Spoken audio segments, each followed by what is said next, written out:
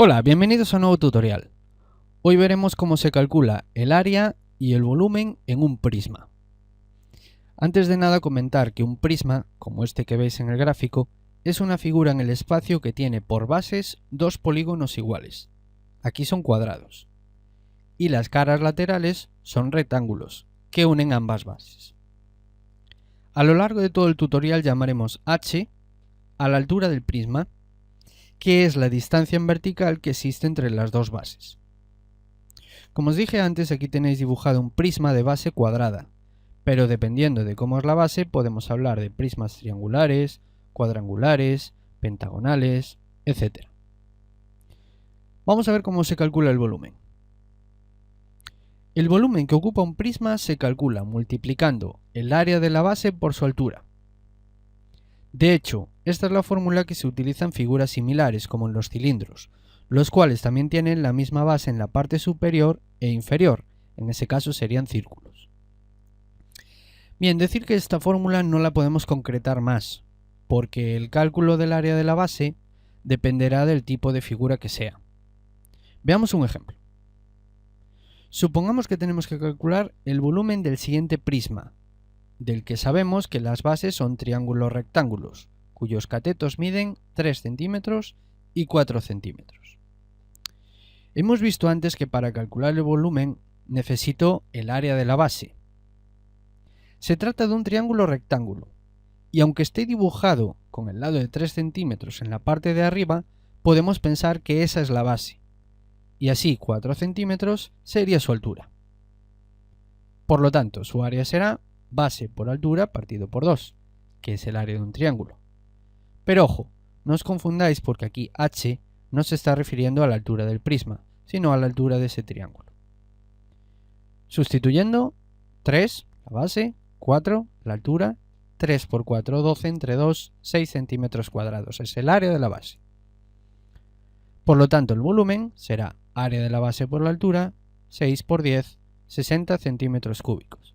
No os olvidéis que estamos calculando un volumen y por lo tanto la unidad debería de ser una unidad de volumen, en este caso centímetros cúbicos. Bien, vamos a ver ahora cómo se calcula el área. Pensemos primero en el desarrollo del prisma, que se consigue cortando la figura y desplegándola en una superficie plana. Veis que estaría formado por dos triángulos, que son las bases, y la superficie lateral, que es un rectángulo. Así pues, el área será igual a 2 veces el área de la base más el área lateral. Comentar que el área de la base va a depender del prisma. En este ejemplo son triángulos, pero podría ser cualquier otro tipo de polígono. El área lateral será siempre el área de un rectángulo que tiene por altura la altura del prisma, h. Y su base es el perímetro de la base. Vamos a ver por qué. Este trozo coincide exactamente con uno de los lados de la base. Este otro trozo coincide con otro de los lados de la base. Y el último trozo coincide exactamente con el lado que falta de la base. Por lo tanto, la base de ese rectángulo coincide exactamente con el perímetro de la base del prisma. Así pues, el área lateral, que es el área de ese rectángulo, base por altura, perímetro de la base por la altura. Veamos un ejemplo. Calcula el área del siguiente prisma triangular. Es el prisma triangular del ejemplo anterior. Recordad que las bases eran triángulos rectángulos y los catetos medían 3 centímetros y 4 centímetros. Como voy a necesitar calcular el perímetro de la base, vamos a llamarle x al lado que falta. Como se trata de un triángulo rectángulo, puedo utilizar en él el teorema de Pitágoras.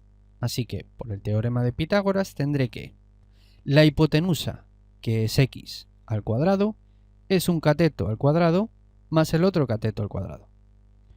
Desarrollando esos cuadrados, x al cuadrado es 9 más 16, que es 25, y si x al cuadrado es 25, x será la raíz de 25, que es 5 centímetros. Ya tenemos todos los lados en ese triángulo. Así pues, el área de la base es base por altura partido por 2, como hemos visto antes, 3 por 4 entre 2, que es 6 centímetros cuadrados.